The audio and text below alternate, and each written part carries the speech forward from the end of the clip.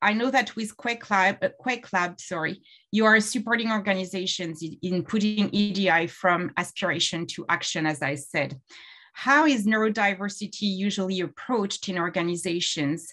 And what are the typical challenges for hiring and retaining a neurodiverse workforce?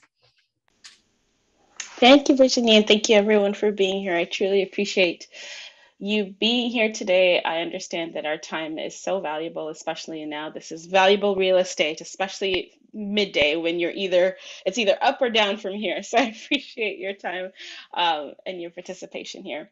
Um, I I think that's both a big question, but also a really useful question to start with, particularly because in the space that I work in, we are often going into organizations that have existing policies, procedures, processes, and cultures.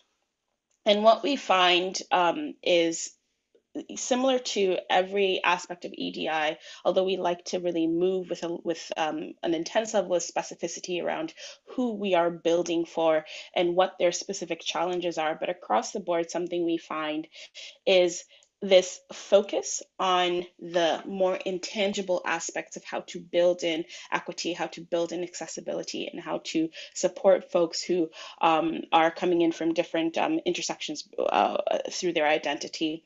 And this level of moving away from the more tangible pieces. So you hear people talking about how do we make people feel like they belong, which is intensely important. How do we make people feel like they belong? But when the level of analysis around accessibility and equity stays in belonging, it really divorces an organization from the responsibility of being very specific and really thinking about what parts of our structures, our policies, our systems need to radically be altered in order for a person to move through or navigate through our organization and thrive.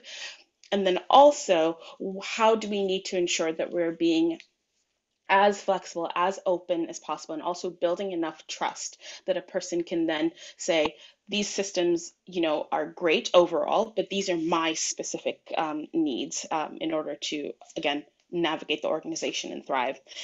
And so where I'd like to maybe, if I can take a few seconds here, Virginia, let me know if I'm going over time. The way I like to think of it is to first start by really situating us in the ways that this inaccessibility can form itself into a structural or systemic challenge. So what we know, though this is predominantly North American statistics, is I believe just over half of working age folks who have diagnosed with ADHD, with social anxiety alone, are either underemployed or completely unemployed. Now, when you think about something like that, when you're not talking about a comfort level, it immediately tells you that systemically there are structures that are missing.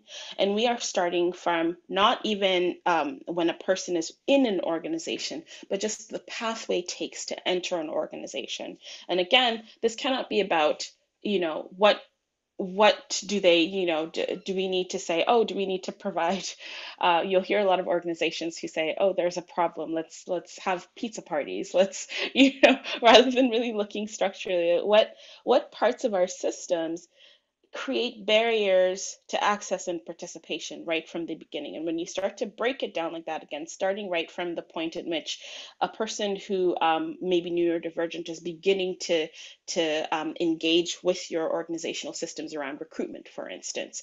So how do they come to know of you? Where are you advertising? Where are you looking for people? What are you advertising? How are you specifically making it known that this is who we are looking for? These are the ways in which we accommodate for their needs. And these are the systems we have available to ensure that you will thrive. And part of that, my apologies if you see me looking down, I'm a note taker at heart. And part of that is thinking about the interview process, the advertising, what negotiation looks like, what onboarding looks like. And again, identifying in every step of that system in which a person comes into contact with you, what are the barriers to access and participation? And also, what is forcing people to self-select out? Because we often only think about what are the ways in which we are selecting people without understanding that a really, really core aspect of equity is around, am I giving a person enough information to be able to be autonomous enough to say, this is where I want to be? And a big part of that is thinking, what are the ways in which I am making sure a person is self-selecting out of a process? And this is so critical because it is not something you can technically even account for using data, because you can't know who has seen your ad and decided, definitely not for me. There is no way to even, I mean, there are very few ways to actually collect that data. And so you have to be pretty pragmatic and strategic about it. Also worth noting is that once a person is already in a workforce, if they have overcome any existing barriers to then enter an organization to be in your space, you need to consider a really big issue that comes up when you're thinking about accessibility, which is the question of disclosure and the question of seeking accommodations.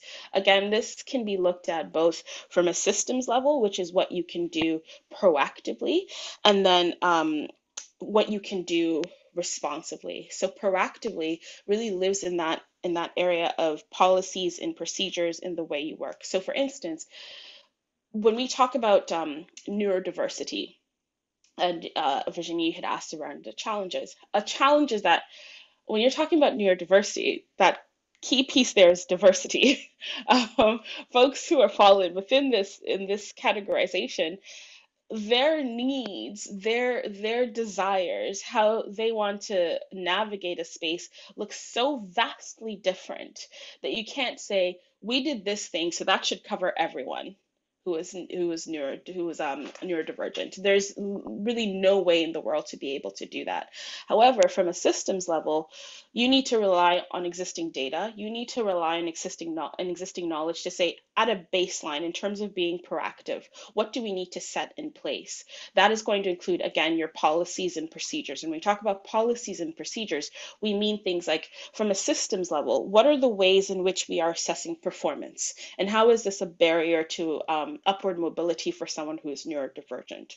What are the ways in which we set expectations for ways you work, how you work, what you produce, what your deliverables are, and how is that creating a barrier to access and participation? So those are the ways in which you can be proactive. And then there's the ways of being reactive that also overlaps with systems, because have you created an environment through your systems, processes, but also culture in which it is not difficult to be able to A, disclose, and two, seek particular specific accommodations to an individual's need, not as a whole. And so that means, for instance, at a very even basic level that we see often is how difficult it is to go through the process of seeking an accommodation from a policy and process level. We've worked with organizations that have written policies that, for instance, say you need to disclose to a manager, you need to disclose to HR, you need to disclose to all of these lists of people, you need to have at least 2 official diagnoses from at least 2 professionals to back up this diagnosis before you're even able to access accommodations. So that's why we say you need to start at a systems and structural level, because it's not just about what you say. When we talk about equity, we talk about 2 things. There's the work that is ad hoc, and there's the work that is embedded into process and systems.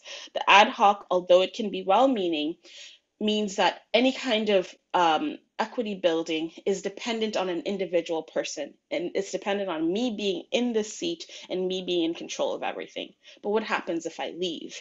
Does that equity building also leave with me? And so it needs to be embedded in process, and part of that is policy. And then the reactive, again, is thinking through, okay, if I've created processes by which it is not a barrier to access accommodations, then it might mean someone saying, for me specifically, I also need X, Y, Z to be able to thrive. So I'll pause there.